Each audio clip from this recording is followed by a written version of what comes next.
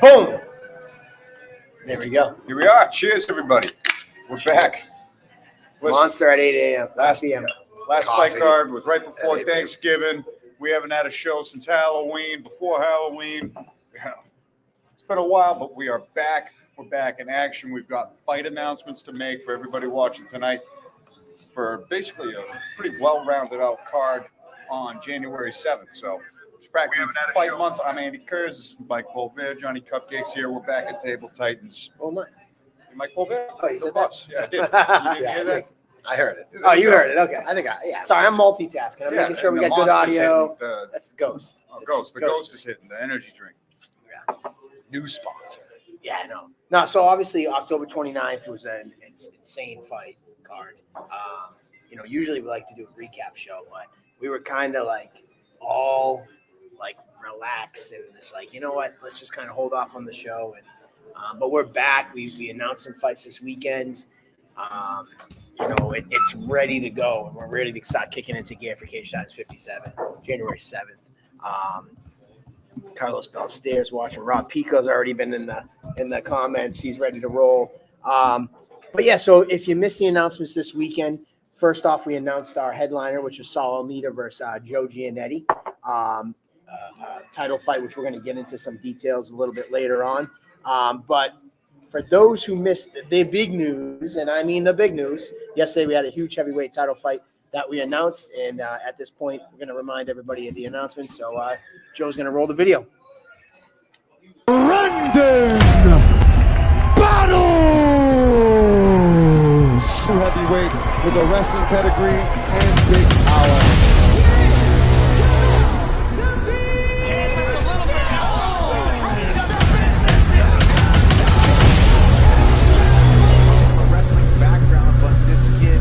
Definitely throw bombs with his hands as well.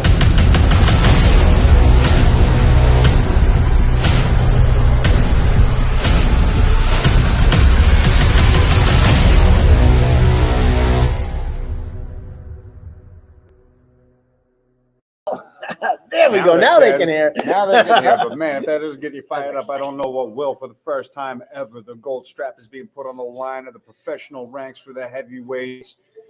Jamel Jones versus Brendan Battles for the inaugural heavyweight professional title at Cage Titans. It's been 13 years in the making, and this is just it's an insane matchup. Brendan Battles been on a tear since his return, winning two fights since his return, finishing large people with impactful wrestling and just devastating ground and pound. And then Jamel Jones with a ton of experience fighting in the PFL, fought on the Contender Series. Has wins over guys that have fought in the UFC. There's several people who have fought in the UFC. Just a remarkable record with a ton of huge wins, coming off a big win and sliding into this title picture. So it's a huge fight, no pun intended, and big stakes for both of these fighters who are on the cusp of the next stage, both of them. I try to do my part. I always love Table Titans. You hear me say it all the time. I love Table Titans because it's my chance to kind of tell the story behind the fight. It's easy to throw up a fight card and just say these are the fights, but there's always interesting backstories to this. And you're going to listen to my long-windedness. I posted it on my Facebook, but as the kids say nowadays, no one goes on Facebook. So all my old friends read my Facebook post. But, Battles came back after a 5-year layoff. And he said to me, he's like, I'm back for one reason. I want to know if I have what it takes to get to the UFC. Sure, get me one fight to knock the rust off, but then it's full steam ahead. Either I have it or not. He has 2 kids. He has a flourishing business of his own, landscaping company. So to him, it was either make it or break it. I either can compete at the highest level or I can't. And if I can't, no big deal. I'll go back to my business, providing for my family, which he does with his regular business. So he came back. He got the win against Fred Gray. Then he took a step up against Marsh. And after that fight, it was just Mike, that's enough. I'm in the deep end, and I want to know. And to be real, damn, I turned 21 and Mike's nights call me out. Thanks for watching on Facebook, Andy Mack. But, even his team was hey, listen, man, we can kind of build it up, take a couple more fights. It's I'm not here to dick around on the local scene and bump my record to 6-1, 7-1, 8-1, and take a tough fight. I want to know now if I have what it takes. And if I do, great, I'll go on. If I don't, I'll go back and do what I got to do. I need to know now. And I applaud him for that. And that's all I needed to hear. The challenge was accepted. He's like, I challenge you. Get me the best guy you can get. And a lot of people talk that talk, but he's walking that walk. And to be quite honest, a couple weeks went by, and it was like, I got this guy. He's like, come on, man. I said, get me better. And That's a first. yeah, man. Usually people are like, I'll take that win. I'll take that win. Sure, cool. But he's like, no, I want somebody better. Nope, I want somebody else. And then it was a chance meeting. Jameel Jones put up a status on like one of the Facebook groups I'm a part of, and was just like, hey, looking to see what's out there. And I hit him up, and I'm thinking to myself, I'm like, this guy's a PFL vet. Like, man, this is going to be a tough one to land. Let's see what happens. And not only that, I was like, not only is it going to be tough to land Jameel Jones, it's going to be tough to sell Battles at 3-1 to fight him. But it couldn't be further from the truth. Like, I threw out Jameel Jones's name, and it was, yeah, no problem. Man, he had to go back on the back end and start convincing his coaches and the people around him, like, listen, I don't care what you say. Yes, I could get easier fights. I could lean on Mike to get me easier ones. I want this one. I know it's risky, but that's what I'm here for. As for Jameel Jones, I don't normally talk a ton on the phone with fighters, but he was like, hey, can you give me a call? So I called. I talked to him for about 45 minutes. The nicest guy in the world. Told me how he's fought for CES. He's fought on the Contender Series. The PFL is experienced there. He's a champion, the heavyweight champion for Cage Fury down in, I think, Jersey. His last fight after he left the PFL, which I say he left, but he's still under contract with them, but they're allowed him to take some regional fights. He went to Canada against a 7-2 beast that no one wanted to fight, and he took the fight, and he went up there and won their heavyweight title up there at United. So this is no surprise to him. Like, go to backyards, and he's like, listen, I'm going to sell the shit out of this. He's like, I know my look. I know what I look like. I'm a scary-looking dude. Like, I'm coming to beat some ass, and, like, I'm coming to win that title. And, I was sold, man. We talked for 45 minutes on the phone, and I was just like, holy shit, this guy's the real deal, and he's ready to roll. And like you said, he's won the heavyweight title. He's fought at 205. It's going to be a stylistic matchup, unfamiliar to Brendan Battles, where he's going to have that athletic movement versus Brendan Battles, kind of like marauding forward type of deal. It's a huge heavyweight clash. Just a clash of styles, honestly, when you look at the way that they bring the energy to their fights.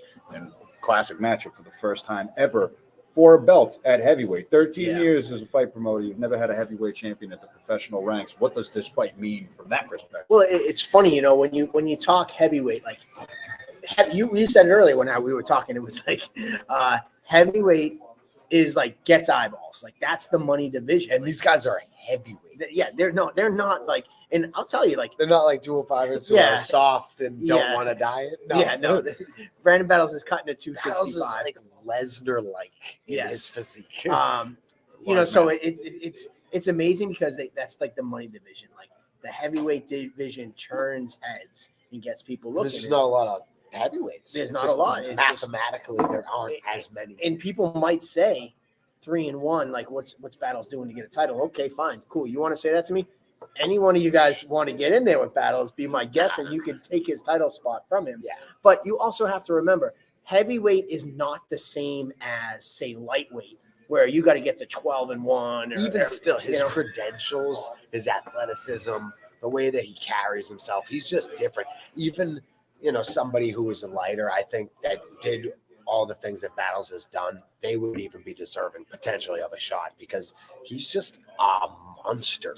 And not to take away from, like, at a high level. Well, Jones, not only that, like, Jones was a 2-time national champion, 3-time All-American. Like, this is kind of like a fight. Like, you would think Battles comes in with his wrestling accolades. All right, cool. He'll take this guy down and be able to manhandle him. Not so fast. Maybe not. It's going to be so much fun. I'm stoked to be putting it on. And honestly, like, I think this is just, we've had some tremendous title fights, and I would never mean to take away from any title fights we ever had, but this is just like one of those, like, we talk about raising our bar. This just kind of puts us on that next bar raise of like, hey, we got no problem putting on big fights. You know, it's like we're not local regional that only will put on regional fights. Like if the right fight comes along, we'll bring in guys and we'll put these types of fights. And Jamal is, I know I said I was gonna be long-winded, but Jamal's like, I just want you to know, you sure you want to put this fight on? Like 100% respect to him. He's like, you sure you want to do this? And he's like, I'm coming to fuck him up, you know? Oh, and I was just like, he's like, you know, like, I don't just come into town to take the check. Like, I'm coming to smash. Right. And I'm like, no, dude. And like that. And he asked me, he's like, oh, if Battles is your boy, I don't know if you really want to do this. And I said, listen, everybody who fights for Cage Science is my boy or girl. You know, I love every fighter who respects us and chooses us to fight for. So I was like, well, that's kind of a weird question. Like, Battles isn't my boy, like the way you're meaning it. You know, but here's the deal. And you and I have been friends. You and I got into this prime sport. example. Yep. Like, how many times have you Tateki gone apologized. and taken lumps in his cage? Yeah, You guys yeah, were friends yeah. even before you started. Yeah. So Tateki apologized to me No one after gives he a beat shit you about one that. time. And, you know, he's like, oh, sorry, I beat your friend. And I'm like, listen, my friend knows that when I close the door, there's nothing I can do. It doesn't matter if you're my friend or not. So I kind of had that joke with Jones. I'm like, I actually brought you Fights up. are fights. I said to him, I was like, listen, I go, one of my best friends fights me. And I said, he's lost his handful of times in my cage. And I said the same thing. Yeah, I can be friends or not friends with you. It doesn't matter. The door closes. It's you two locked in. Yep. And, you know, I thought it was kind of cool because it was funny to hear somebody from out of state being like, just so you know, make sure you really want to do this because I'm going to smash him. And I was like, oh okay. Yeah. Yeah. Right, they both know. He what gave they me an say. out. He gave me an out. He really did. He's like, and make sure he really is the way he's talking that he Into wants the this. best, that he really does. And he's just not saying that to look tough. And I'm like, okay. And then when I went back to Battles, he's like, no, Of I'm not just course. fucking talking. He goes, Yep. everything I've done in my life, I've excelled at. Like I was the highest level at competition in wrestling. I was the highest level competition in college football. Like I don't do this to be like mid-tier, like the big fish in the little pond. I want to take over the damn pond, you know? Definitely. So, And him taking some time off at a point and growing, it just adds to, yeah. you know, how much kind of These two, respect he has earned. these two are going to cannonball into that pond Oh, yeah. in just a few short weeks. There's going to be no water left. No, not at all. We all So, going to get wet. so to get off that topic in my excitement, You were, yeah, that was. You're very excited about this I'm first excited. ever heavyweight championship fight. There's been titles in all other weight classes except for this one, so really I'm stoked. trying to And share it's it a out. good one, too. Hell Yes. This is not like a, you know, a made up championship, which, you know, happens. And it's the It does co- happen. Happens It's the here, happens co-main here and event. there. So yeah, man, I'm stoked for it. I'm excited because of the excitement for both of these guys as well. They're both stoked. They're both saying all the right things. I couldn't be more tickled pink to put this fight on. And what a way to kick off, you know, 2023. True. Way to step into the year. To break the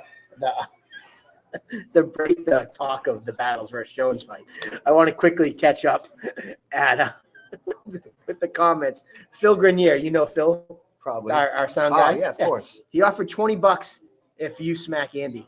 Smack him? Why? Why does he? No. $20 is $20. Are you get 10? Did you just say 20 is 20? $20 is $20. Was he going to Venmo me? Oh man, I got a lot. This You could, silly. if we accept that, this could get out of hand real quick Yeah, for what definitely. people send money in for Oh, us shit. to do to each other. Mike Bring is it pink. on, though. Is tickled. But anyways, so yeah, man, obviously you can tell my excitement. We're excited about that Appreciate fight. you, Phil. Thanks. You know, the next fight, I already see Andy pulling it up. Solid. Well, actually, you know, quick from the commentating booth. You obviously you showed some excitement. You got to see Battles fight firsthand. You know, what do you Yeah, feel? and even that fight went kind of odd. Mhm. Like he ends up getting cut because his forehead hits the cage, and Did his forehead hit the top? leaking blood through. I think it just hit the crash or whatever in the cage, and it split him wide open, and he just. I didn't even, there was no question. I mean, leaking blood, puddles of blood outside the cage. and he just was smashing on the guy. I mean, he's come just a great deal of growth. I can just see it. Yeah. He was always an animal, but he's just a real man now. You can just tell he's got a family, a business. Yeah. He's a serious dude. And Jamal, I'm excited to see what happens with this, but it just feels like Jamal may be coming in with, it sounds like too much confidence. Yeah. Like, we get it.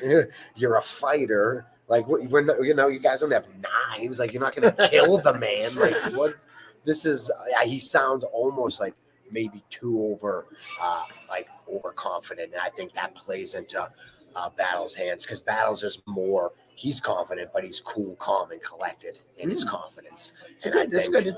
Yeah. We'll see. It's going to be brilliant. He could be that confident because he knows he's that good too. He better be that good. He better be. But And they both have that game-changing power where anything can happen at any That's the moment. thing. So Like, this is the- one punch is all it takes, and that's why the heavyweight division is so exciting. It's like, are we just going into the no recap? Oh, sorry, Joe. I was so excited about talking about the fight. We didn't even recap. He just messaged me. I thought we did. We kind of recapped it in like 2 seconds. But we're so excited about 57. So to hear our recap of 56, go back. It's up on our YouTube channel now. All the fights are up for free. If you want to relive some of those amazing moments, quickly before we get to the Salamita fight, because I know you got your card ready. He's ready to break this down, which I'm excited to hear for you. Best moment, if you were going to tell the fans to go back and watch Cage Titans 56, what's the one fight you tell them to go watch? Cuppies. Oh man, there was so many good amateur fights that I can't even, like, that middle portion of the card. Some of these amateurs look like UFC fighters at this point. I mean, their physiques alone, you're like, who the hell are these people? You guys are literally like the 1%, and you're fighting in Cage Titans in your second amateur fight or first amateur fight.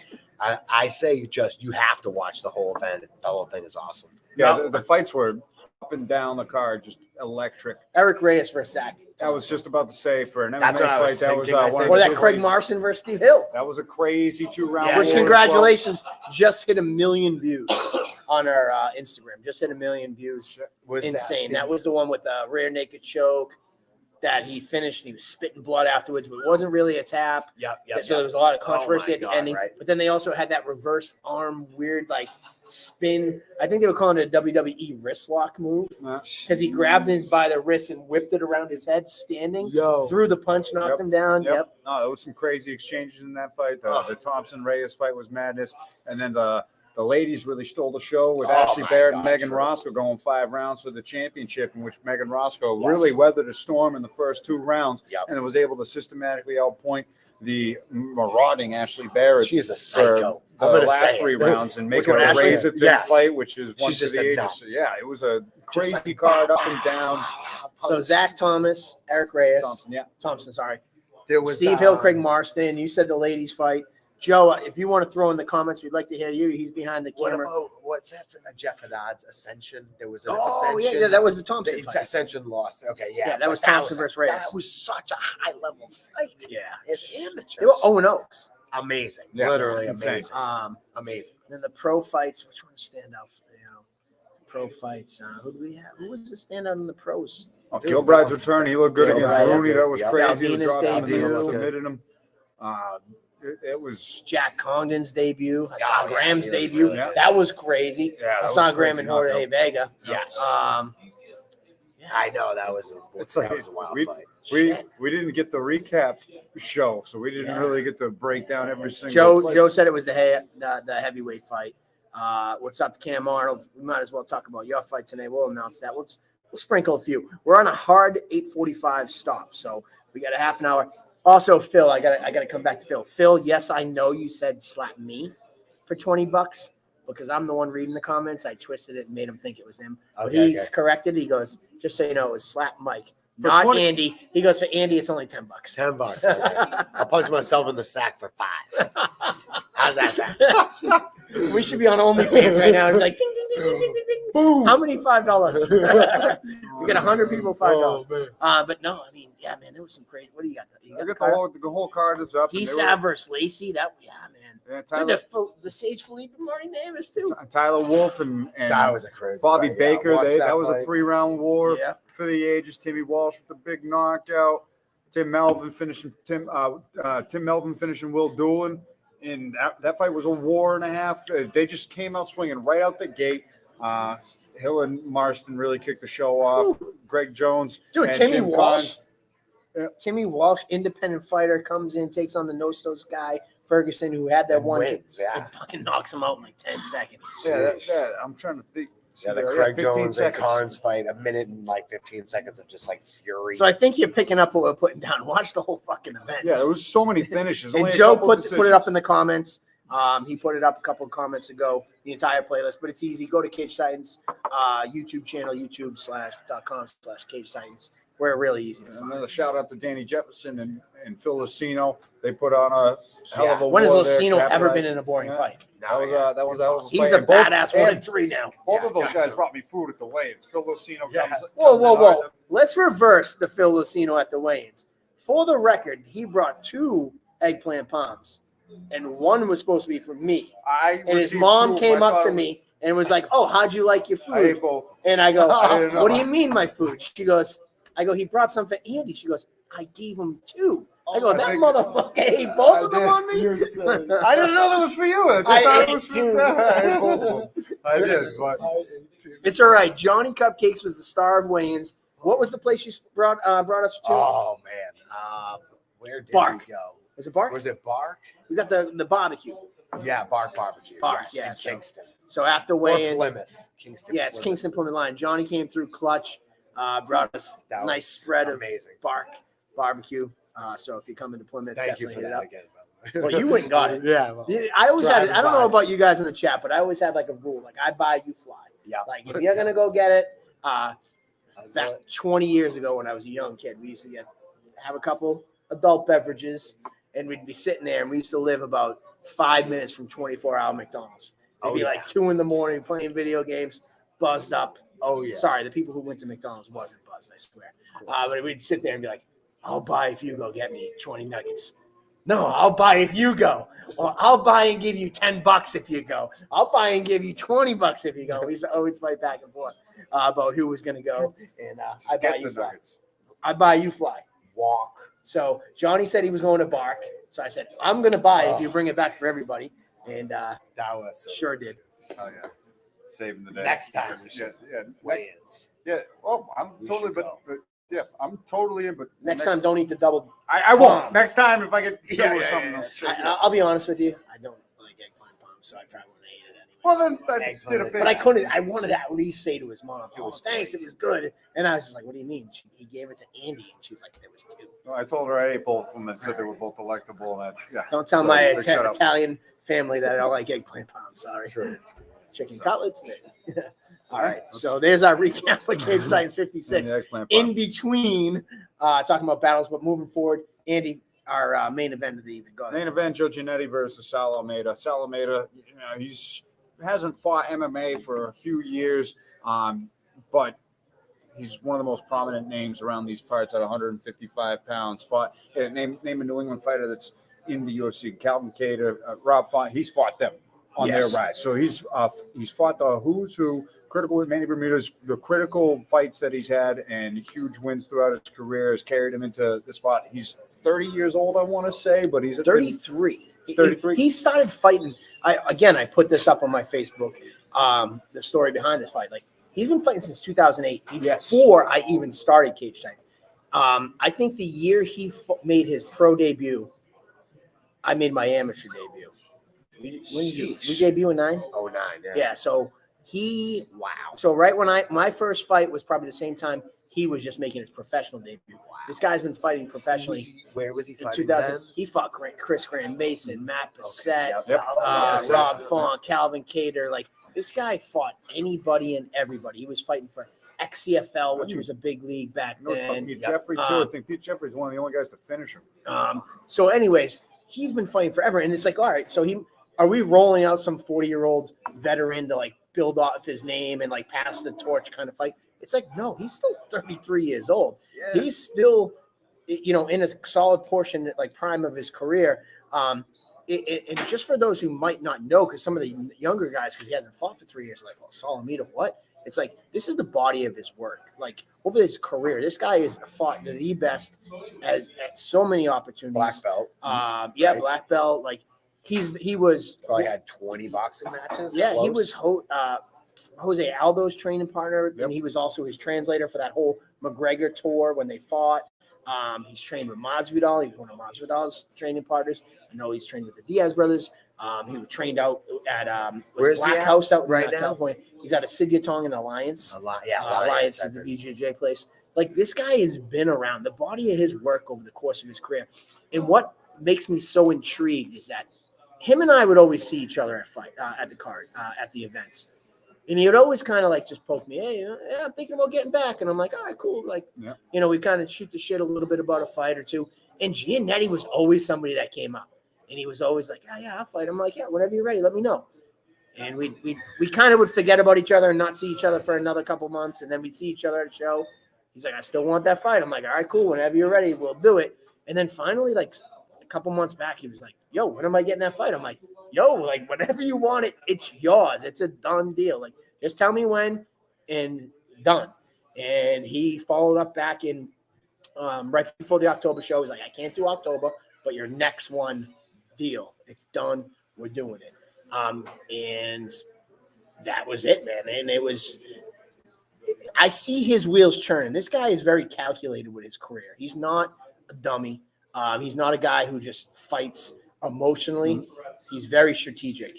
There's definitely something he sees in Giannetti. Oh, I mean, think about just the kind of you know? momentum that Giannetti's picked up. Yep. Imagine if he could take some of that or beat Giannetti, and then And he's whatever. 20 and He 12. knows what he's doing. Yes. He tried to do the same thing against Manny. It just didn't work out. Honestly, that fight was so close. When he fought He Manny maybe Bermudez, did win that people fight. think that he beat him.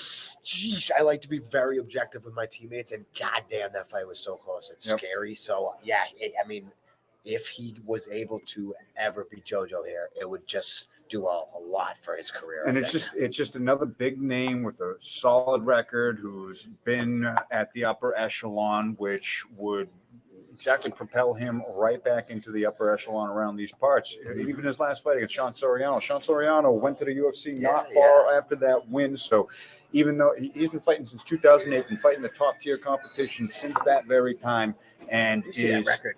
is as competitive to this day still. Like you mentioned, he's been fighting since 2008. He's still only 33 years old, and a win over Giannetti and a gold belt around his waist. A lot of these are boxing fights. Yeah.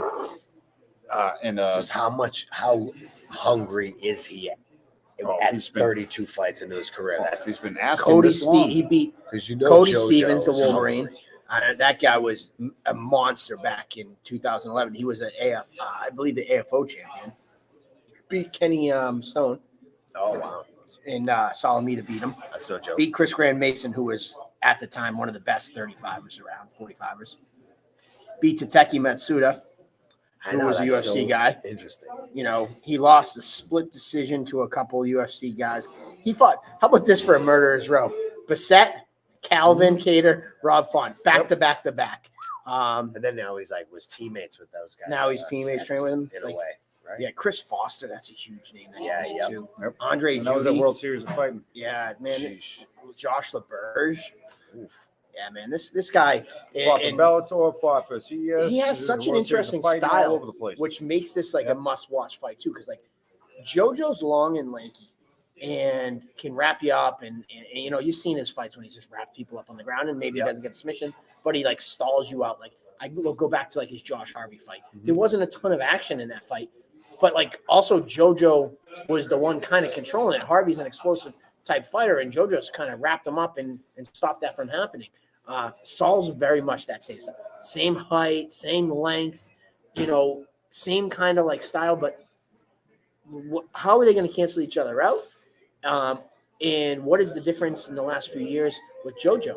JoJo's become a great striker against Bone, against Goody. He's improved so much. His confidence in the pocket is just way more advanced. Yeah. So how's that? And then obviously Saul has not been out of the gym. He's been in the gym for these He's X boxing. amount of years. He's boxing. He's training. He's getting all those guys at Sigutong. He's taken this whole new approach of taking guys out of his wing, starting the Brazilian Storm up there with like Bruno and Rodrigo and Saul, Leo Ladera, Phil Locino, like all those guys are, he's kind of taking that mentor role. And now he's putting himself first and putting himself back in the cage. I was excited about the Battles fight. I'm just as excited about this fight, and we only got 2 fights we talked about. Yeah, that's the main and co-main event, swinging into 2013 with a bang at the upper echelon of the card. And it's just the tip of the iceberg with all these matchups that we have. I got to go back to the picture just to refresh my memory. I don't know how many fights you want to drop today, boss, but we got. Well, Aaron Hughes is going to be calling in. So I don't know, Joe, if you can send him the invite link on his Facebook. He just messaged me. He said he'd be home in about 10 minutes. So if you don't mind doing that. So Aaron Hughes, we can bring that up because we've talked about that fight. I made a big – fucked up. I had a draft of the fight card on my on the website. I do all the upstating on the website. So I had a draft, and I didn't know I hit publish. So somebody, tagged me and was like, oh, Cage Sides releases 5 fights. And I'm like, oh, shoot. And Aaron Hughes is like, where was this released? And I'm like, fuck. I'm like, I was supposed to be saved draft, but I hit save. But anyways, so we can talk about Aaron Hughes versus Matt Denning. You and I talked about that the other That's day. exciting. Yeah. What do you think about that fight? I'm excited to see what's going to happen and how they both approach it. I think Denning was more of a ground guy now at this point. Yep. And then I know Aaron's been working on his ground, but he's always been a little bit more of a striker. So I have high hopes for Aaron Hughes. I want to see he just trains so hard. He's got a great attitude. I would love to see this kid succeed. So I'm super excited to see this fight. What weight's this fight at? 155. It's going to be 155. Yeah, Aaron said he's, he medaled with 45, 55, but it's the local scene. I'm going to probably try to stick at 55 so he can probably concentrate more on his skills as opposed to weight loss management. If the right fight comes along, he said 45 is never not out of the question, but he's going to probably like to stick home at 55. Denning fought his last fight against Carl Langston, which was a win, and at NEF at 45. They both kind of knew they were about the same size. So screw it. Why kill each other? Let's both come in at 55. Yeah, so. Denning was the guy who fought at 165 against Sean Lally. He's going back down in weight. Looked good at 145, but decided not to cut any weight against Aaron Hughes, and Aaron Hughes making the same decision to stay at his more natural weight instead of make that weight cut. So this should be an entertaining scrap. Hughes, decorated amateur, has gone on to the pro scene, picked up some big wins, sitting at 2-3, but he brings it. He's coming to finish, and he's been some real exciting scraps at a Regiment Training Center down at Fall River, and Matt Denning coming down from Maine, running his own gym. Last time we saw him there was against Lally, was unfortunately injured in that fight, broke his finger, and it was pretty gnarly. Then he came He back. had a pretty deep guillotine too. Yeah, I was thinking, oh man, he might actually have. I remember the Bruins were there to watch Lally, and I'm like, wow, I was like, Patrice Bergeron was gonna be pretty pissed that his wife's trainer just got tapped in the cage in a minute, and then next thing you know, his finger's broken. See you guys, and he pulls out the win. But, he went on from that fight with the broken finger. His next fight he won. He picked up, I think he won by guillotine in his very next fight. Then he took on Rodrigo Almeida at Combat FC. He lost that fight. Then he came back and beat Carl Langston like we were talking about last week. So he's kind of alternating wins and losses. It's a great point in the career for both guys. Their records are a little upside down. So a win could really, ignite them and kind of push the momentum forward. They both have a lot on the line in this fight, which makes the stakes high. They both want to progress forward in this sport. And where they're at their career, a win gives them that motivation to keep, chugging along, so to speak. Aaron Hughes is watching. He's going to be calling in.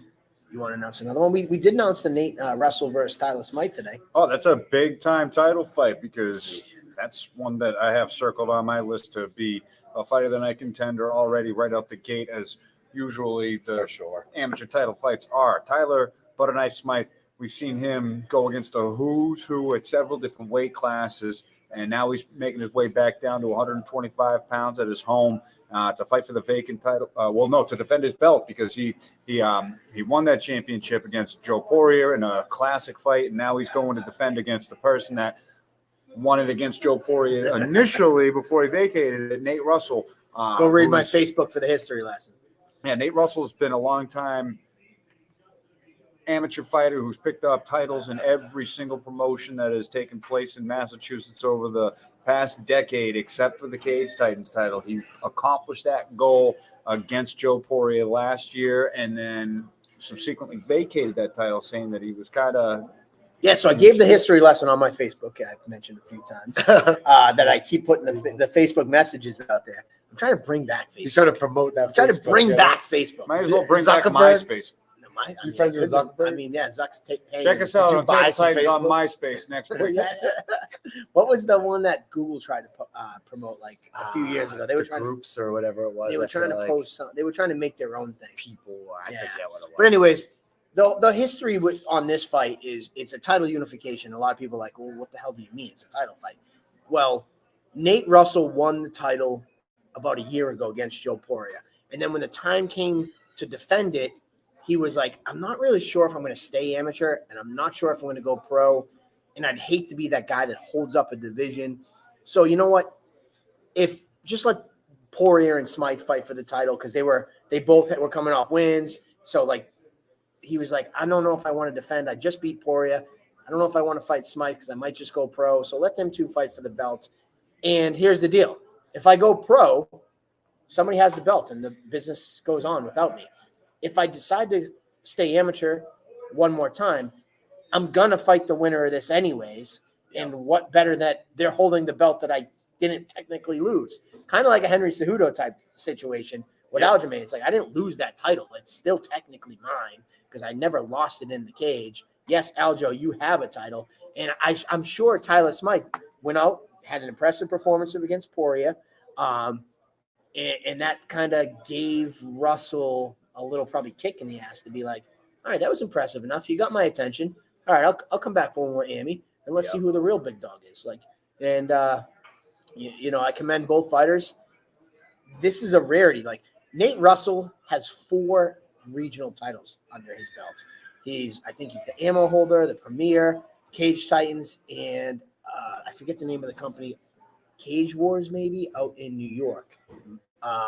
Smythe held, I believe, NEF, and he holds ours. So like, it's a lot of titles, and like usually when you got title holders from different promotions, with these guys being the exceptions, like, all right, this promotion is going to hold on, and I got the best, and it's like I have a title holder, and it's like, well, I got the best, and it's like you'll never find out who really is the best. Nate's like, I'm the best, and Nate's like, yo, I'm the fucking best. He's gonna take them all. You know, I already won 4. Like, all right, cool. Let's see who really is the best, and that's what makes this fight interesting. Because you will hands down know who the absolute best flyweight is in the Northeast. And there's no debate in that. There's no other titles for any of them to win. If Smythe besides these is two guys. ready to go all 5 rounds if he needs to, he can beat, I think, anybody. I mean, he would have taken the 35 title if he could have just made it all 5 seconds. So close. So close. That was an insane fight. We know what kind of dog Tyler Smith is. We know what kind of finisher Nate Russell is, and it's just one of those titles that has historically produced some of the most entertaining fights at flyweight for that amateur strap, going back to the Chris Mutino and Rich Santiago, Jose Lugo days where they were all rotating that title just to back when Mitch Raposo held it and Jacobo Pito held it shortly there. It was it's always been a crazy division, and this is the new era meeting the old era, if you will, because Nate Russell's he's fought for that title a decade ago, and now fought for it again, come full circle, now fighting for a 3rd time, trying to go 2 or 3. I wonder, like, I'd have to do some like looking through the history books, like. You mentioned Motino, you mentioned Mitch Raposo, and some of these other guys that held the flyweight title, and it would hard to argue with Motino like as the best flyweight champion because he won the 25, 35, and 45. Right. I wonder though, at that time when he held the flyweight title, in all of New England, were there other title holders that could make a stake to the claim that they could have beat Motino at 25? Though he ran through the divisions at 25, 35, and 45. After this fight between Smythe and Russell, there's no argument. There's no 25 champion at promotion XYZ in somewhere in New England that's like, Yeah, they hold those belts, but like I'm really the best. These guys cleaned out New England, the two of them. Yeah. So like as much as we look back, and that's why the magnitude of this fight is huge. It's like they're and I'd have to go back and look, but when Mitch held our title, was there anybody else in New England that held the 25 title that could have laid stake to saying, yeah, he's 4-0, 5-0. Maybe Nate. Maybe Nate Was Nate out there? Nate was out there. So This guy, it keeps like me Michael Myers. it keeps me curious. So, anyways, this fight's gonna be a banger. Both guys want to challenge themselves. Both guys want to test themselves, and yeah, we're gonna have some fun on fight night. Crazy fight. Boom. So we got Nope, still not called. Check your Facebook messages, Aaron. yeah. Do you have the where's the back? Let's see if we have the do we have the no, we don't have the No, Yeah. you took it. all right, I got The cable. So anyways, it's all right. Well, we got Cam Arnold watching. Cam, you still over here, man? We'll talk about your fight if you want. Hey, this is another fight that I'm really. Oh, excited Dustin for. Benoit. Wait till I return. I'll be giving all the 25ers a run for their money. See y'all next year. Dustin, we will be waiting. And we have a nice shiny Cage Titans belt up for grabs when you said you're ready. So, yeah, just give us a call. I'm going to rant for a quick second. Then we're going to go to that fight. So, I got into it a little bit online yesterday. And I don't want to get to too much details, but like, I want to be clear for everybody who might be watching tonight or might want to hear like what my process is. And I just like to lay my process out there so that it's not to be confused. And somebody was alluding to like, well, you never fucked with me. You never asked me to fight for you guys, you know, this, that, and the other thing. And for me at Cage Titans, I personally don't reach out to fighters who seem to have connections or fight almost exclusively for other promotions. It's just something I don't do. You know, Dustin, you reached out to me, so obviously, you know, we can connect. But for the most part, the way why it kind of hit this note with me is like, if you fight for NEF, out of respect, I will never hit up NEF fighters because I'm just like, you know what, they fight for them. I think it's disrespectful to reach out to guys who predominantly fight for promotion and then try to lure them to me. And I know what you're all thinking. Mike, that's what promoters do. Everybody else does it. And that's fine. And I said it in this little online thing that I was talking to another fighter about. I said, they can do whatever they want. That will not change who I am or how I do business. They might be in your inbox on fight night. Trust me, I see the messages. They message our fighters on fight night being like, I saw you just won. You want to fight for me? They can do all that. That's not who I am, and that's not who I want to be. So I will not do that. If you want to fight for Cage Titans and you do fight, so that's the only reason. If you fight for other promotions, you're like, well, Cage Titans never hits me up asking me to fight. That's just the reason why. So if you reach out and say, hey, Mike, I want to fight, or you come on a comment like Dustin, you know, hey, I'm looking to fight, like, cool. We can talk and do business if you reach out. But that's just, I want to make it clear because, you know, some fighter was like trying to make it seem like I was being personal and I didn't fuck with him, you know, and I never used him before. And, you know, it's just like, you know, you fought predominantly for two other, you fought for two other promotions. Like, I just don't think it's nice to reach out. It's just who I am. You gotta like dress for the job you want, not for the one you have. So if you want to fight for Cage Titans and you feel like they should be fucking with you, you should go fuck with them. Yeah. Get yourself to one of the events, you know. Cam Arnold online, like you hashtag Give him a poke. Yeah, you at Cage Oh, Titans. you bringing Facebook back? The poke, Facebook poke? When, Give that's Cage how Titans a little poke. you know, that's how you promote yourself too, is just Yeah. make a call out, something. Be a man, damn it, you know. Well, it's just because it hurts my Or feelings. a Because, like, woman. listen, I love every fighter, and you guys, I think it's abundantly clear. I do this because I enjoy fights. I enjoy fighters, and when I fought, I saw how promoters treated fighters, and I thought they treated them like shitbags. I don't like, for the majority, I don't like promotions. Like I think promoters are shitbags. I just fucking tell you like it is. But like it hurt my feelings that some guy was like I was personally against him, and I know that some people have brought up to me like, well, how come you never asked me to fight? It's like, well, you usually fight for these guys, so I just don't reach out. How often do you have cards practically already made in advance? Like you go to match it, and then you're like, I need to make 3 matchups or whatever. Like you don't even cards almost make themselves for you. it's hard for you sometimes to go out and get. Other Yeah, people, you know, like you know, you again, Chris, we're gonna get to you, Aaron. I see you in the comment, but He's like, this is a perfect example, and it's funny you bring this up. You know, when I want to say 6 years ago, you fought a guy named Dan Cormier, the Hamburger, and he would come to me every show. Mike, can I get a fight? I'm like, listen, right now I don't know if I have a spot. Mike, can I get a fight? And he'd ask me every time. And Dan Cormier is one of the nicest guys locally, and I would love to get the kid a fight. And I would just like, listen, Dan, here's the deal. I got Johnny Cupcakes at 35. I forget at the time, maybe Perrin, maybe whoever, Manny, you know, kid. I'm like, so here's the deal. Like, unfortunately, like, I need to show my loyalty to the guys who have been like loyal to me for all these years. So like my next card, I already know I have to get Johnny a fight. I got this guy. I have to get this guy a fight. I have to get this guy a fight. So if I get Johnny a fight at 35 and then Ken a fight at 35 and then say Jay Perrin a fight at 35, the fourth 135er that comes across my desk, I promise you I'll give it to you.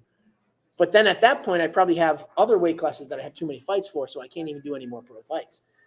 That's just the reality of it. If you want to fight one, you want to get in, you can fight one of the guys that predominantly fights for us, which he took the fight with you. Yep. And that was his in. I was just like, that's just how you can kind of get in the rotation. And, you know, you're right. Like, you know, there's going to be some big names that aren't on this card. Jack Conley's not on this card. Yep. Marty Navis, Zach DiSabatino. So it's like, all right, well, then those guys get the first bid priority on the next card, which will probably be February, March. Johnny's looking to make a comeback. So like so that you're right. Like some of these cards are already February, March?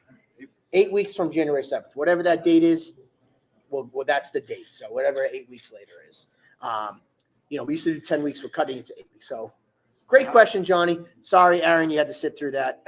But that's kind of the process for me, you know, as we go through things and you can kind of cherry pick. Like I got to give a shout out to somebody in my DMs. I won't say what, but they're like, hey, my guy's ready to go pro. I know this guy usually fights for you at his weight class at pro.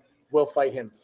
And I was like, okay, that's how you get my attention and you get in.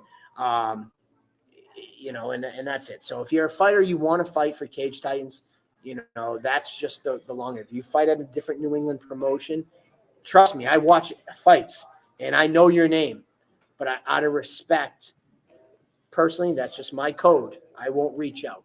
Have your people reach out, or you reach out to me, or throw something in the comments, and I will fucking put you on the fight card, and I'll fuck with you,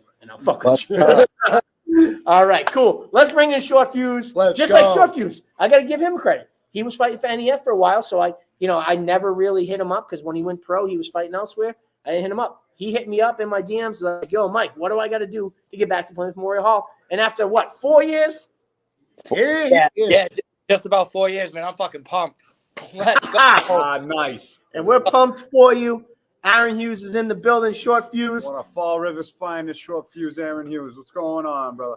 What's up, man? I'm so excited to be coming back to Massachusetts. First fight in Mass since 2019, since my last amateur fight. So I had Maine, New Hampshire, and Rhode Island. So first fight back in Mass. I'm fucking pumped. Right. I can sleep in my own bed, you know. You haven't fought professionally in Massachusetts. I have not. My first one was in Tennessee.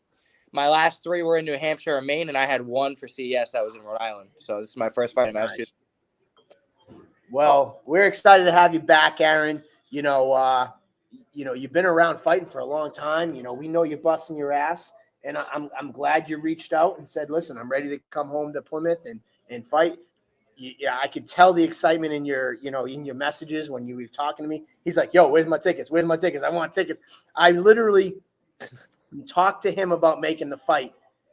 3 minutes later, I already see the status that he posts. It's him in front of the Memorial Hall crowd.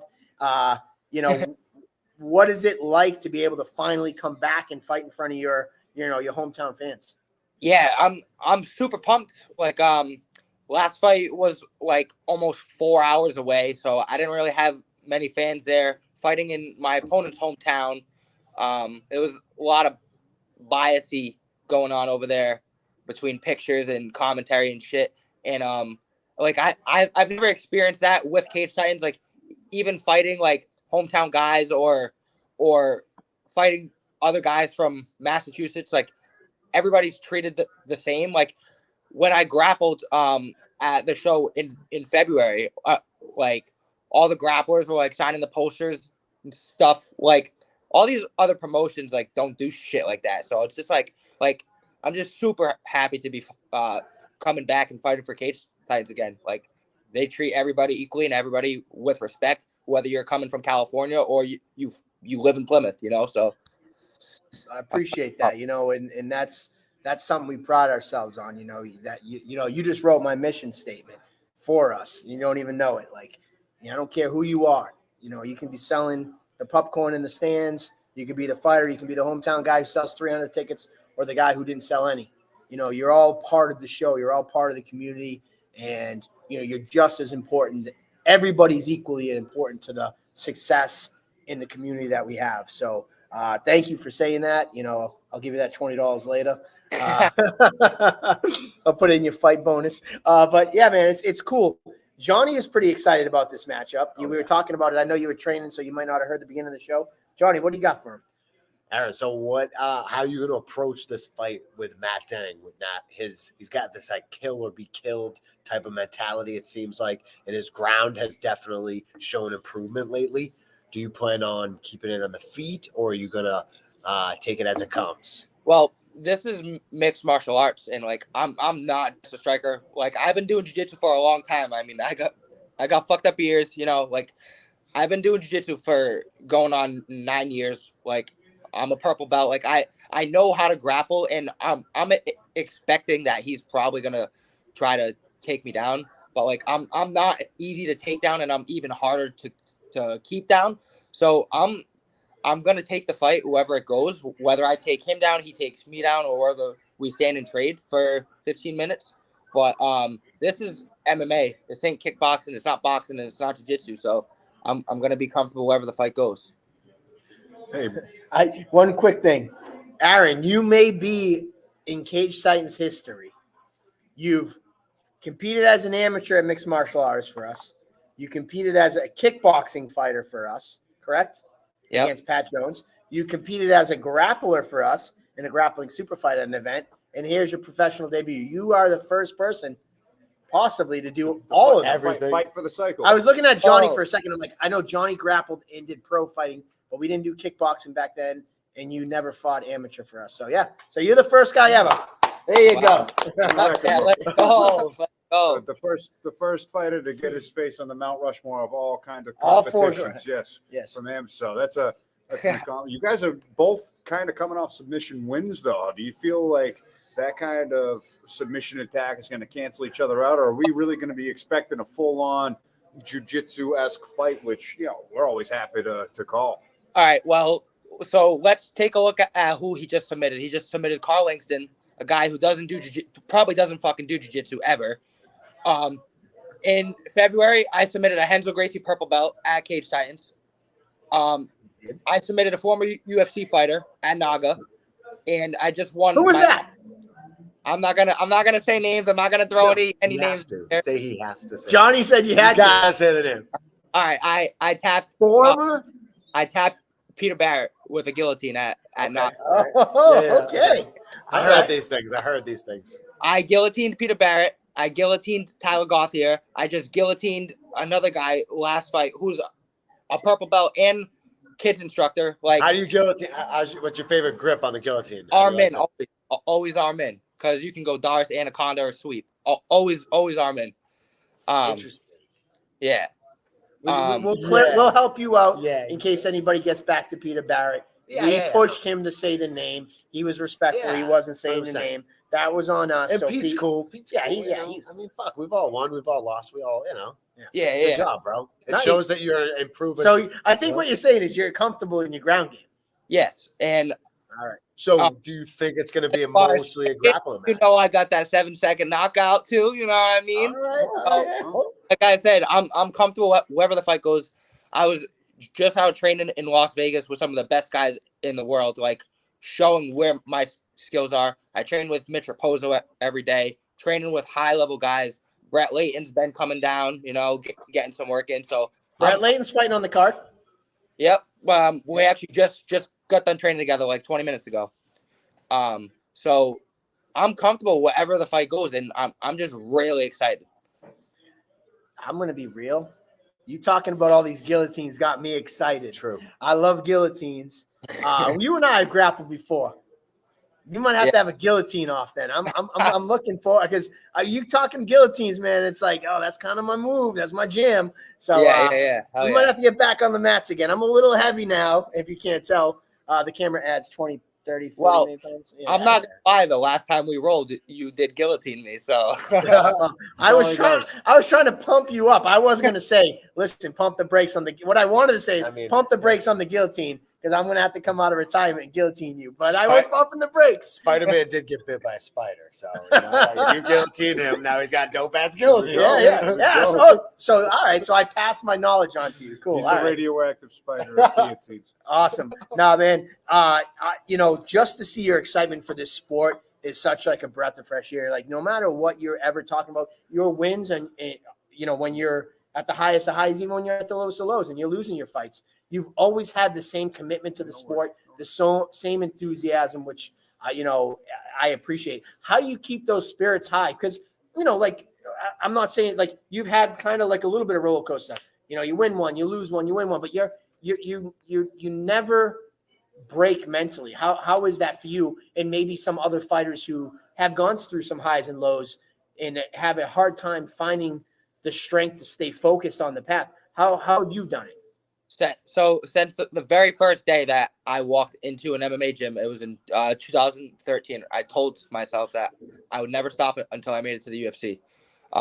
So like I won my pro debut, lost 3 fights in a row, maybe some fights that I shouldn't have lost, but I love the sport so much. And if I'm not training, like if I'm not in the gym, like hitting the bag or rolling jiu-jitsu or even sparring, I'm honestly just a genuinely like pissed off person all the time. Like I need to be in the gym training.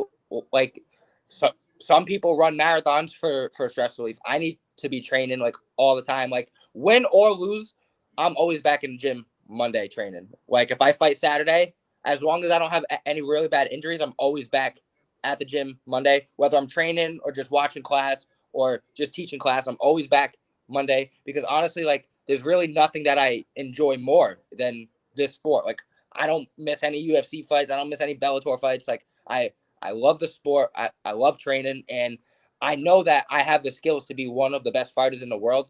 I've proved it to myself in the gym many times. It's all about showing up on fight night. So yeah. There you go. You got it. I see online you got a lot of motivational things, and you got a good attitude and a good mindset.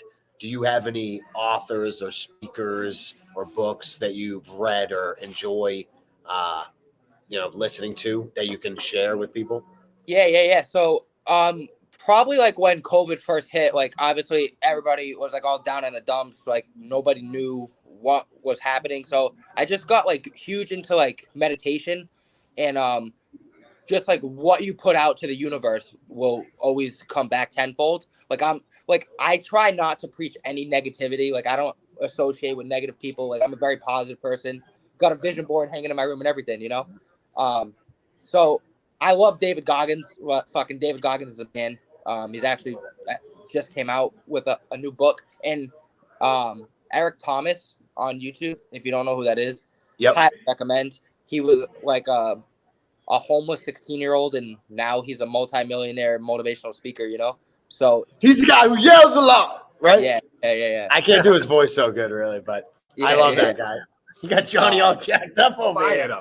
I love that guy. So just like pretty much just those two, and just like any motivational quotes that I like come across, I like write them down in my journal, and just like there's no reason to be negative. Like a lot of people are like having negative thoughts all the time, but why are you thinking negative thoughts about something that hasn't even happened yet? You know what I mean?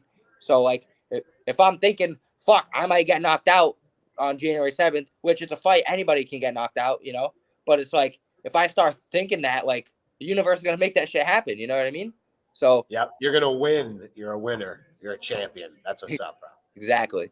But I Just- like you both, so this is hard for me. Rose Namajunas said, "I'm the best. I'm the best. I'm the best," and then she went out there and proved it. So Facts. Man, positive stoked vibes. to have But you- Joanna said I'm number one. She didn't win, no. She was Yeah. number two. Stoked to have you back at Memorial Hall. Short fuse. It's been a long time coming to have your pro debut at Cage Titan. Your pro Cage Titans debut, not your pro debut, Yeah, yeah. obviously. But stoked to have you back. My question to you is: you're gonna be back at Coops December 8th for the next comedy show? I know you liked that last one. December 8th. Wow, I put him on the might- spot. Nah, I He's might out- he's try in to fight. take it, but like because it's fight camp, like I go to bed early. Like I'm in bed by like 9:30. Like showered in bed by 9:30. Like so, maybe not. He might not be. no, you can't make it to the next one. But You can't do it on fight definitely camp. No, after the I'm fight- just trying to get you to. You're firing me up. I'm trying to give you you pump Definitely up the show. after the fight, Andy. I got you with a drink. I got you.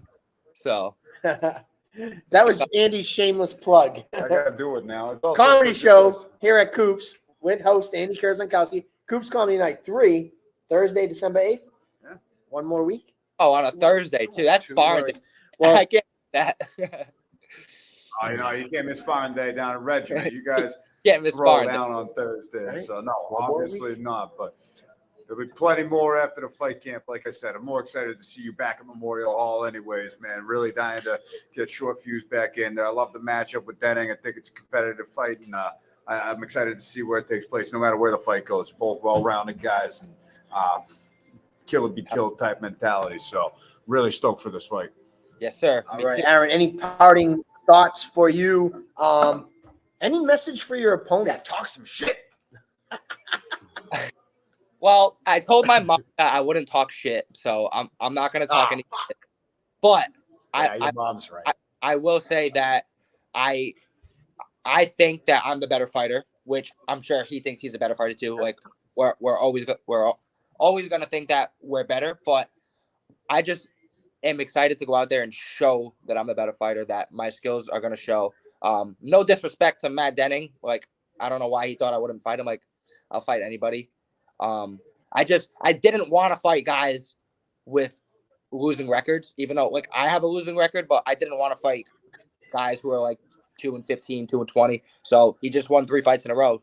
So, or 2 fights in a row, lost, and then won again. So, I'm just looking forward to it, man. It's going to be a show. You're not going to want to miss it. I will say all of his fights, win or lose, have all ended in the first round. So I'm expecting probably a first round barn burner for sure. There you have it. Well, thank you, Aaron, for joining us, and we look forward to having you back. Cage Titans 57, Plymouth Memorial Hall, Saturday, January 7th. Hit up your boy, Short Fuse Aaron Hughes, for tickets. He'll have them on Wednesday. He's hit me up like every day for the last week, and I apologize to the fighters who've been hitting me up. I didn't realize that the print shop was on vacation last week, so the tickets didn't come in last week, but they'll be here Wednesday, so we'll be hitting everybody up. So after Wednesday, hit up your favorite fighter. Hit up Short Fuse and get your tickets. And thank you so much. Hell yeah. Thank you for having me.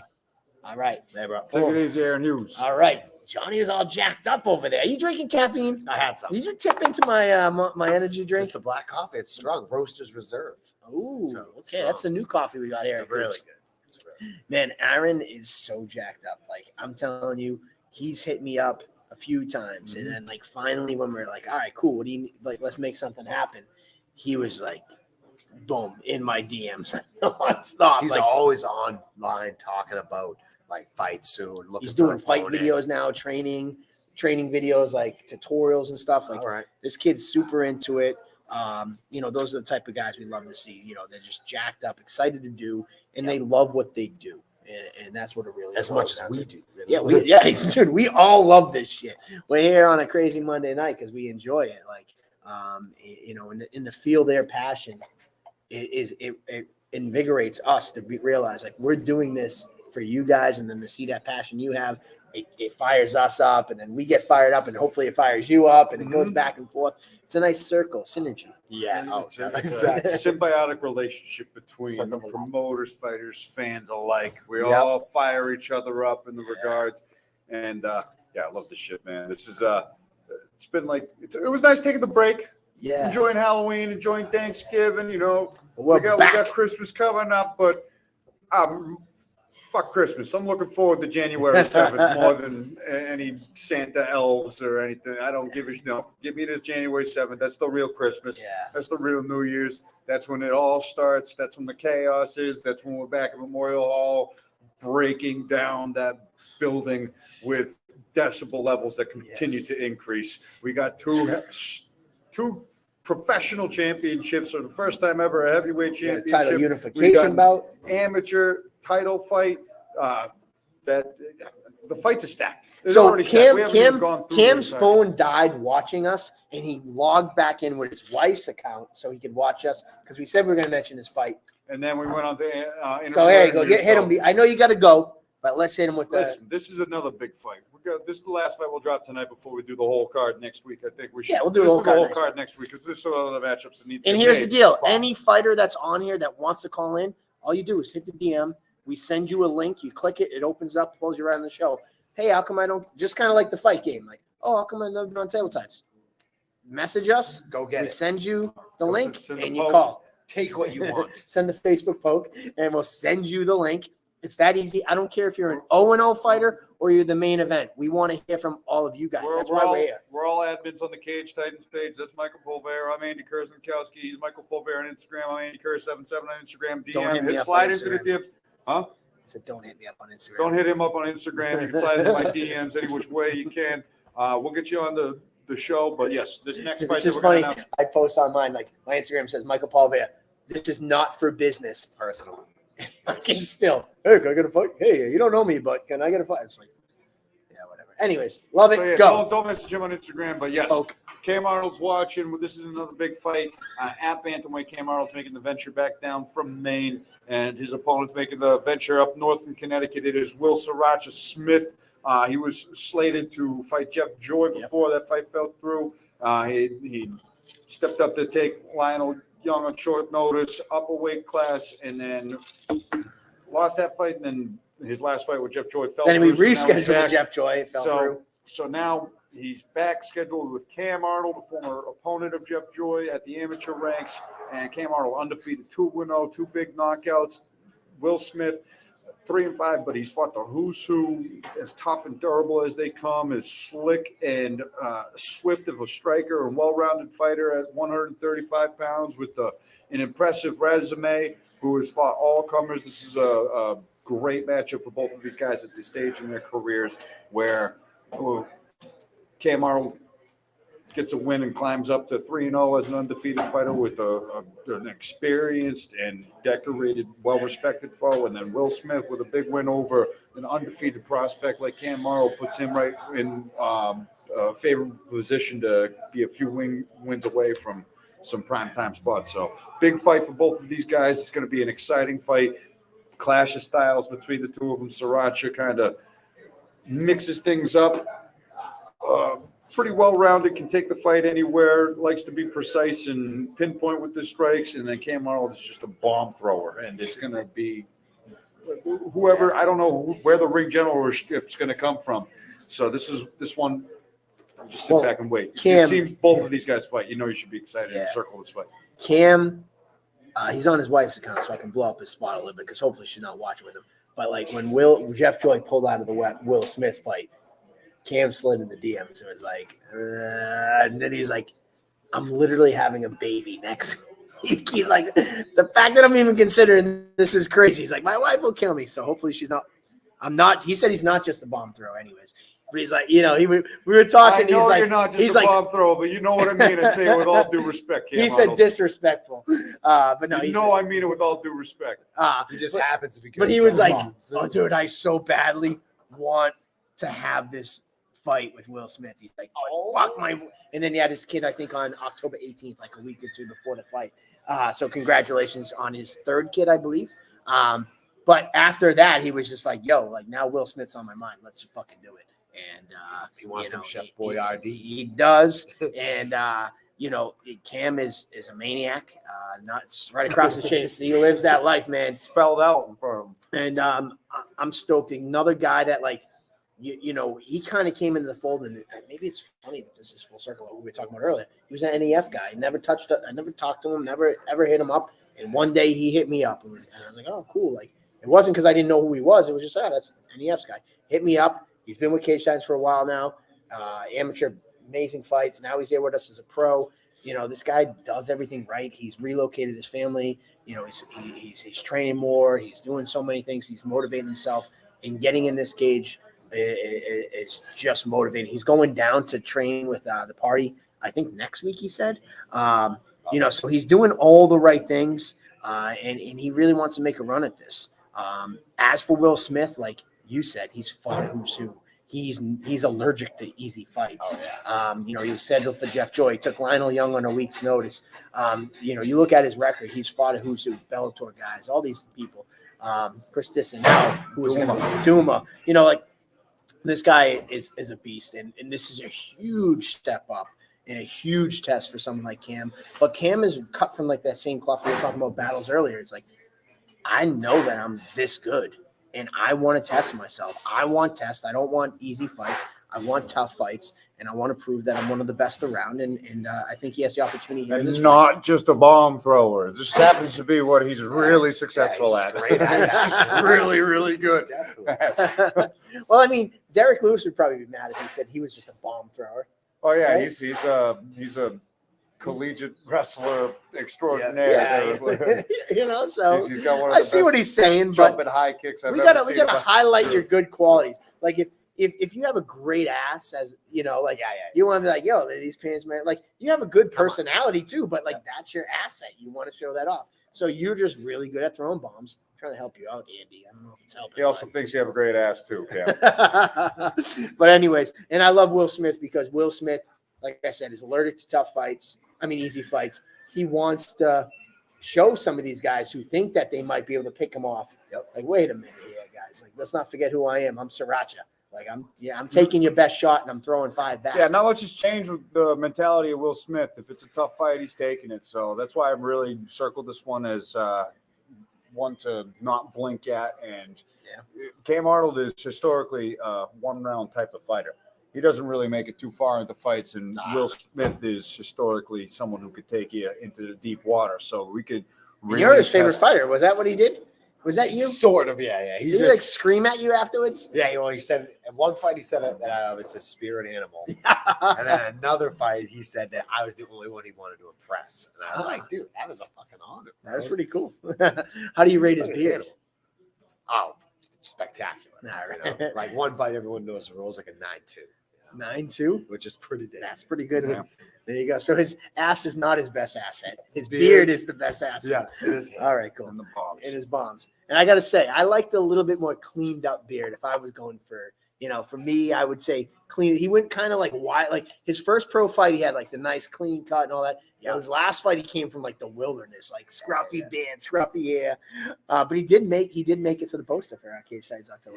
Yeah, that was perfect for Halloween. It was and he said you're his favorite fighter. Oh, that's an honor. Spirit animal. Yeah. If Cam was an animal, what animal would you be though? Like what would you be as an animal? And he's like, I gotta go comment tonight. No. Good question. What would your animal be? I don't know. Even. Like a rabid Wolverine. Yeah, well, something on that idea. What would your spirit animal be? A coyote. I'm a coyote. Maybe. I don't know. No, you'd be more like a. Oh, Zach Sarah, let's turtle. be real. Cam's gonna get stepped on by Will Smith. We're gonna be close. Well, he's from that. Yeah, I know. It's his boy. I don't know what spirit. Like I'm kind of like mellow and low key, but like if Walrus. you get too close to me, Snapping like turtle. I could. I mean, snapping turtle. Yeah, Walrus. Guilty. A walrus. What's a walrus? They are dangerous. Are you calling me fat? Like, cool. I get it. Like, I gained some weight over COVID. The great walrus. Or a Mike hippopotamus. Tasmanian devil. Colbert. Cam said he's a Tasmanian devil. That's pretty bad. I mean, a walrus. I mean, yeah. I mean, Walrus, yeah. You're the Eggman. You're the walrus. I don't know. If The that's jaws. They have jaws like a Good. mother. Yeah, The I can tusks. snatch you. My arms can. I don't know. Oh.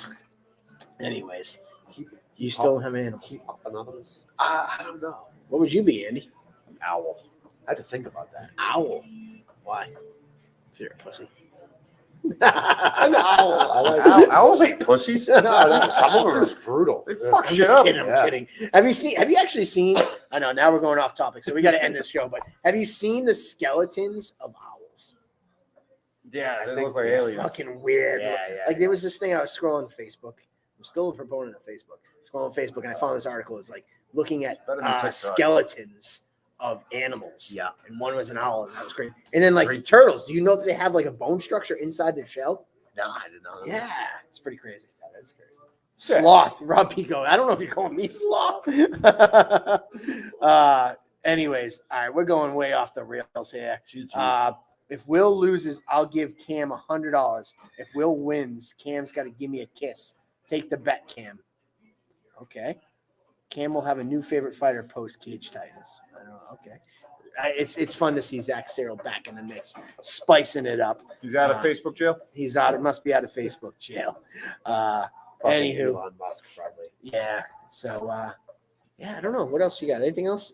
Nothing other than to tell Zach Scholl to stop sending dick pics on Facebook, and maybe he'll be out of Facebook jail quicker. Yeah. But Cam Arnold versus Zach Cyril at the Tavern on the Wharf. I like that. Ooh. Oh, Cam Arnold said deal. So we got a deal, a side bet. yeah, and If Zach Will Scholl always loses- tries to kiss me when I'm in the commentary booth. Hold on, we got to confirm this deal. Maybe he just It's likes a doing deal. it. Yeah. If Will loses, Pretty sure. he's going to give Cam $100. If Will wins, Cam's got to give Zach Cyril a kiss. On the lips. Yeah, so I guess. And then Pico said the same thing. He just likes kissing. Yeah.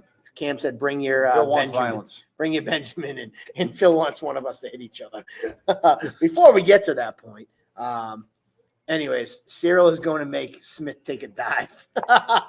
Just to get a kiss. Cyril might go to Smith and be like, "How much is Mike paying you if you win? I'll pay you win bonus if you take the dive, so I get a kiss from Cam." He's gonna like sprinkle some ice into the cage. Anyways, I think that's it. That's all we got. I got really like we got a lot more fights that we want to talk A about. bunch more fights that we still got to make too that are really interesting. The ones that aren't signed, sealed, delivered fully, but you know, it's going to be a pretty well-rounded out fight card. I think that the pros are pretty much rounded out with a few more amateur fights that I was pretty pros damn are pretty excited about that close. haven't solidified. So Yeah, it's been a good month since we've we're done this show. about a little Already an under hour 6 20. weeks out. Yeah. We're a little under 6 weeks. It was 6 weeks from this past Saturday, so we're right in the money spot where you're gonna like start seeing all the matchups flow. You're gonna get pretty much by next week. We'll have the full fight card, so you have a little bit more than a month to prepare for your specific opponent. It kind of goes with the formula, that I like to have, which is week 6 to 8 is getting all the names and collecting the names and figuring out who wants to go. Week 6 and 5 is kind of solidifying the matchups so that by week 4 or 5, a full month out, you know exactly who you're fighting. Obviously, the pros a little bit like on the longer end, but for the amateurs, like that's kind of where we like to be. I had this talk earlier today. We were actually talking with Lars, and it was like, I hate when you book fights like 12 weeks in advance, 13, 14 weeks in advance. Like so much shit happens in this game. Yep. It's just like, I know you'd rather have a name today at fucking 3 months out, but it's like the name's probably going to change. So like, let's just let it settle, and then we'll kind of come back at like a month and a half out and see Yeah. what names are still there. Keep training. Yeah, I've had guys that gave me their name, and then over the weekend they pulled the name back on Monday. And it's like, Happens, oh, yeah. okay. So, all right, Battles and Jones will not fit in the cage. That is 100%. Cam Arnold said he's pulling guard. Pulling guard versus Searle. Yeah, I just want to make out with Cam before he strokes his beard while he dumb. Listen, I am not gonna get into one. Oh, way or you're starting to read Searle's comments out loud. And then Yeah, I don't know, halfway yeah. through, yeah. Don't don't another. don't feed the troll. Yeah, Don't yeah. feed the troll. Get her bigger cage. Actually, bigger cage. That is an interesting thing that people have talked about. But as you know, Memorial Hall is just like we're so confined with space. Like it's I hard. kind of like the phone booth fight, though. It's a small cage. It forces the action. I'm not too upset about it. I really like it. I'm not mad. All right, fine. Keep the cage. Oh man, Connor, Zach said, "I'll do like this." So yes, Connor, if your dad says yes, let me know. Zach said, "Connor, get your millionaire father to buy the cage because Connor asked for a bigger cage, and Connor said he'd ask him. So if you ask him, let us know. We'll let him put a big picture of himself on the cage or whatever. Sure. So, anyways, that's it. Let's go. I got nothing. It's almost Thank beginning to look a lot like Christmas, and even more so, it's beginning to look a lot like fight week. Just 6 more weeks out. Yeah. That's even more important.